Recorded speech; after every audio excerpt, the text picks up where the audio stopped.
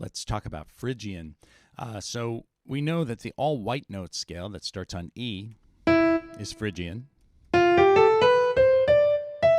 right? And we can further say that this scale is also a lot like minor, but it really has a big difference right in the beginning because our half step is right there, right? Our first half step, and then we have another one here. So let's listen to that.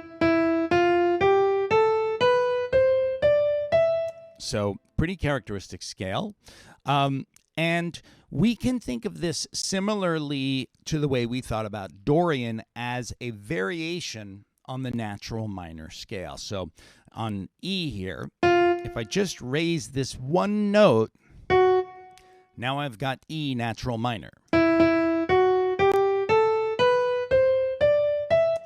Right? So without that sharp, right, I've got Phrygian. And the same thing we could say is diatonic. Remember, no sharps, no flats on E.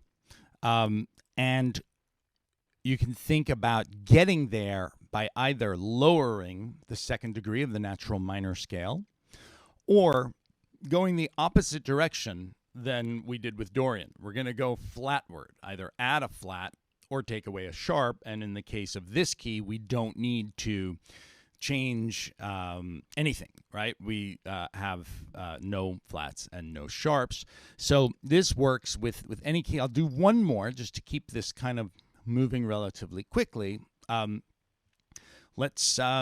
Let's think of C Phrygian, right? Say we want C Phrygian. Now this is the C major scale sort of rearranged to become Phrygian, but now I'm talking about starting with the C minor scale.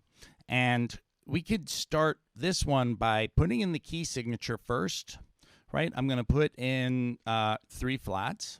And now that I know what I want to write is C Phrygian, what I'm going to do is add a flat. And when I add a flat, what note am I adding? We've got B flat, E flat, and A flat. The next flat is D flat. So adding this flat to the key signature is the same thing, in fact, as lowering the second scale degree, right? So now when I start writing C, right, we're writing a C scale, this note is lowered, right? It's D flat because of that change in key signature, and we'll just keep going all the way up.